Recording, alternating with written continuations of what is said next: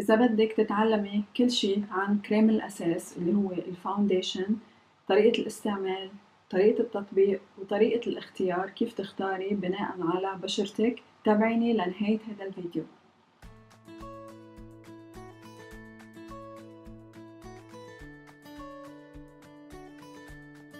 كيفكن صبايا؟ شو أخباركم؟ بتمنى تكونوا بألف خير. إذا أول مرة بتفوتي على القناة تبعيتي وبدك تتعلمي عن كل شي يخص الميك اب والتجميل والعناية بالشعر والعناية بالبشرة، بليز اشتركي بالقناة وما تنسي تفعلي الجرس لحتى يجيكي كل شي جديد بالمستقبل. خلينا نبدأ. كلنا نحن بدون استثناء، إذا كنا سمر أو بيض أو حنطويين، كلنا عنا اختلاف بلون البشرة. يعني مثلا أوقات وشنا بيكون غير عن جسمنا، أوقات الجبين يكون غير عن الخدود، أوقات في يكون عنا شوية ألوان غامقة حوالين التم. هذا الموضوع جدا طبيعي. طب كيف إحنا نختار اللون المناسب لبشرتنا؟ قبل ما نفوت بالألوان خليني أقولك بس عن الأنواع اللي موجودة بالسوق. أغلبية الأنواع اللي موجودة بالسوق حاليا اللي هي 3 أنواع، اللي هي السائل أول شي، تاني شي الباودر المضغوط الفاونديشن اللي بيكون بعلبة المضغوطة، وتالت شي الفاونديشن الكريمي.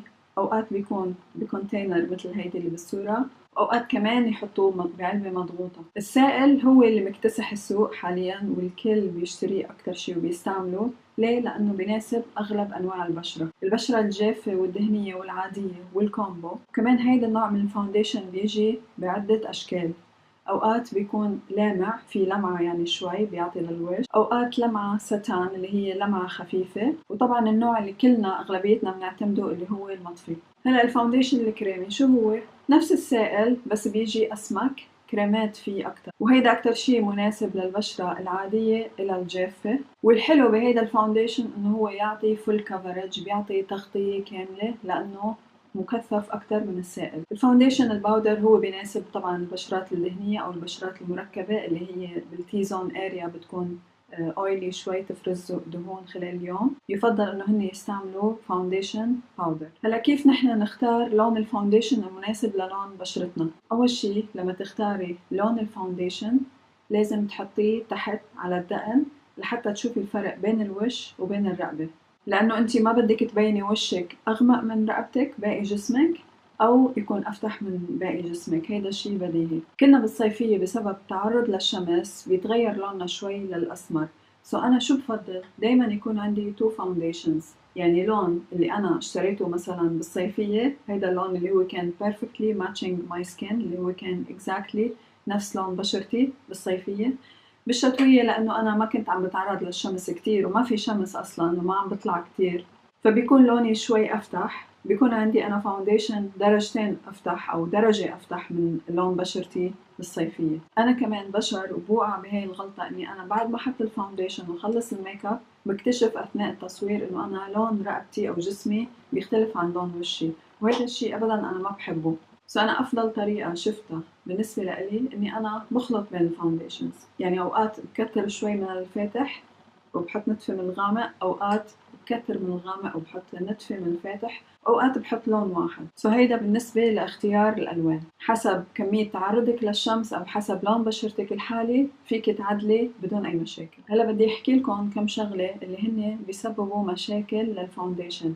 أوقات كتير في صبايا بيبعتولي بيقولوا لي سلطانة نحن الفاونديشن عنا عم يخطط، أو الفاونديشن عم يطلع لنا مساماتنا بتبين واضحة أكتر. يعني باختصار شديد إنه الفاونديشن الفينيشينج تبعه ما عم يكون حلو، رغم إنه هو مثلا ناسب بنت تانية أو ناسب شخص تاني. شو الأسباب؟ أنا بدي أقولكم بس كم نقطة لحتى أنتوا تشوفوا إذا هيدي المشاكل يمكن سببها هول الأشياء اللي أنتوا عم تعملوها، لحتى تنتبهوا لطريقة التطبيق وتبلشوا شوي شوي توصلوا لأحسن نتيجة بالفاونديشن أو بكريم الأساس. أول غلطة نحن كلنا عم نوقع فيها إنه نحن نحط كمية زيادة عن اللزوم من مرطب البشرة. صحيح نحن كلنا بنحتاج ترطيب وبشرتنا ضروري إنه هي تترطب، بس كل شي بيزيد عن حده بينقص، كل شي بنزيد فيه بيعمل لنا مشاكل بعدين بالفاونديشن. المرطب كتير مهم إنه إحنا ما نحط كمية كبيرة. وتاني شغلة المرطب لازم ننطر تقريبا شي ربع ساعة لنص ساعة لحد ما تشربه البشرة، بعدين بنحط البرايمر وبعديها الفاونديشن. الغلطة التانية اللي نحن كلنا بنوقع فيها أوقات إنه نحن بننسى نحط برايمر. أوقات كنت فكر أنا إنه البرايمر شغلة بس هيك إنه تسويق والشركات بدها تبيعنا منتجات أكتر، بعد ما بلشت تحط برايمر لاحظت ثبات أكتر بالفاونديشن. تاني شغلة لاحظت إنه هو الفاونديشن أصلاً عم يكون كتير طبيعي وحلو على بشرتي، عم يختلط مع البشرة بطريقة كتير حلوة. ومش بس هيك، حتى وأنا عم حط كريم الأساس على البشرة بيندمج أسرع بعد ما حط البرايمر. البرايمر كتير مهم لثلاث أسباب. أول شي يدمج الفاونديشن معك بسرعة، تاني شي يستمر لفترة أطول، ثالث شي الفينشينج تبعه ببين طبيعي لأكبر درجة ممكنة. 3. ما تستعملي تولز وسخين على وشك. أوقات نحن بنفكر إنه هول التولز أو هول الأدوات شخصية نحن عم نستعملهم وما حدا عم يقرب عليهم. This is absolutely right. هيدا 100% صحيح وأنا ما عندي اعتراض معك. بس لما نترك العدة تبعيتنا لتاني يوم، جراثيم وأوساخ وغبرة بتفوت على هاي البرودكتس، خصوصا هيدي مثلا السفنجة اللي هي بتكون رطبة، ونحن بنعرف انه الرطوبة هي البيئة البيرفكت او المناسبة لحتى تتكاثر الجراثيم فيها. انتبهي من هاي الشغلة انه التولز تبعيتك كل مرة كل يوم بتكون نظيفة. انا كمان مثلكم يعني اوقات بنسى انه غسل التولز تبعيتي، بس شو عاملة؟ مشترية كذا براش، كبوكي براش خصوصي للفاونديشن، إذا وحدة وسخة فيني استعمل التانية. بنفس الوقت عندي كمية كبيرة من هول السبونجز اللي هن رخاص، مشتريتهم من أمازون. بعتقد الوحدة ب$4 إذا أنا ماني غلطانة، فيكم تتشيكوا بالأمازون. هاي الطريقة الأنسب بالنسبة لإلي لحتى كل مرة لما أحط فاونديشن أو ميك اب يكون عندي تولز نظيفة. هلا نحن بالربيع وفايتين على الصيفية، وبعرف كتير منكم صبايا بيحبوا يعملوا تان. أوقات بيعملوا سيلف تانينج، أوقات بيروحوا على البحر ويغيروا لونهم، وكتير منا وأنا وحدة منهم بحط سان بروتكشن عالي، نسبة عالية يعني على وشي، دايما يكون وجهي أفتح شوي أو يعني درجتين 3 أفتح من جسمي. هلا بالصيفية وأنا عاملة تان شو بعمل؟ هل أنا لازم أحط فاونديشن أغمق بكتير من بشرتي لحتى أنا صير تان مثل جسمي؟ أو أنا لازم أحط نفس اللون تبع وجهي؟ الجواب هو إنه أنت تحطي اللون الغامق اللي عندك من الفاونديشن بدون ما تحطي الفاتح، واللي ما بيكون عادة غامق كتير. انتبهي، ما بدنا كتير يكون غامق الوجه. وإذا بدك تعملي شوي ماتشنج مع جسمك تستعملي برونزر، بتحطي برونزر على وشك بالأماكن لازم ينحط فيها، وبيطلع الميك اب تبعك بيعقد وبرونزي، يعني كتير بيلبق مع لون جسمك. خامس شغلة بدي أقولكن إياها وإنتي عم تدمجي الفاونديشن، ما توقفي الفاونديشن هون لعند حدود الوجه، ادمجيه على خط الشعر، ادمجيه على خط الدنين، حتى لو انت بدك توصيه لدينتك اتس اوكي بالبرش، هيدي الكبوكي براش. وكمان تدمجيه على الرقبة، تاخدي اي شي بيفضل بالبرش وتدمجيه تحت على الرقبة. ما في أحلى من الفاونديشن لما يكون مندمج مع لون بشرتك ويبين كتير طبيعي، وما في أبشع من الفاونديشن إذا أنت عم تطلعي هيك على جنب وبيكون في هون حدود.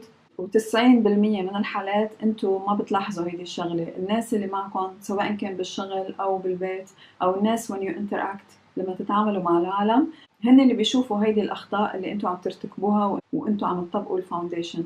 انتبهوا من هاي الشغلة، الفاونديشن لازم يندمج مع البشرة، مع حدود الشعر، مع الرقبة.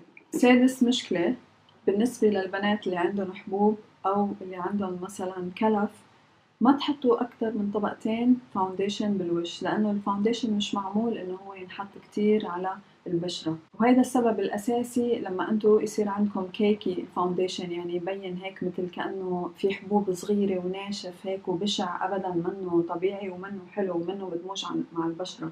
حطوا كمية قليلة من الفاونديشن، خففوا منه وعالجوا بشرتكم إذا فيها مشاكل. وإذا بدكم فول كفر للفاونديشن، بعد ما تحطوا الفاونديشن تبعكم الأساسي بتستعملوا بودرة مضغوطة، هيدي كمان فاونديشن بودرة مضغوطة، بتحطوها هيك على البشرة وبصير فول كفر. تحطوا طبقة وحدة من الفاونديشن السائل، وبعدين طبقة وحدة من الكومباكت باودر أو باودر اللي يكون فيها لون، وهي عادة الفاونديشن الباودر.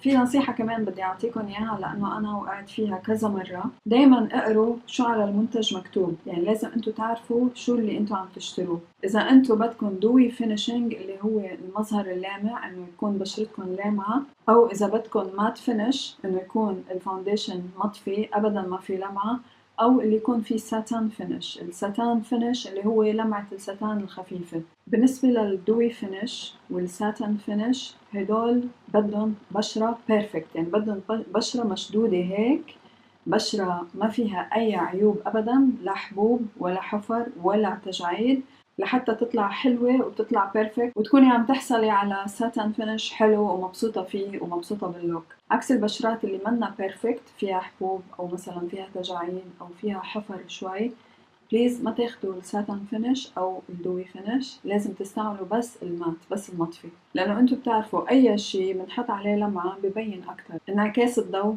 بصير يلعب دور طبعا على البشرة، وتصير البشرة تبين الامبرفكشن اللي فيها او عدم المثالية اللي بالبشرة، بتصير تبين كتير واضحة بهيدي المستحضرات. وشغلة كمان انتبهوا انتم عم تشتروا البرايمر، كمان البرايمر في منه مات وفي منه ساتان وفي منه دوي فينش. صبايا هيدي كانت معلومات أساسية بالنسبة للفاونديشن أو كريم الأساس. إذا بتشوفوا هيدا الفيديو ممكن يفيد حدا من رفقاتكم، بليز فيل فري إنه أنتوا تعملوا له شير. إذا في عندكم أسئلة أو ملاحظات اكتبوا لي إياها تحت بالكومنتس، وإذا بدكم تتعلموا هيدا اللوك رح أحط لكم الرابط بهيدا الفيديو بإذن الله. كانت معكم سلطانة، أنا بحبكم كتير، خليكم دايما مبسوطين وسعيدين واهتموا بجمالكم دايما. أنا بشوفكم بالفيديو الجاي، باي باي.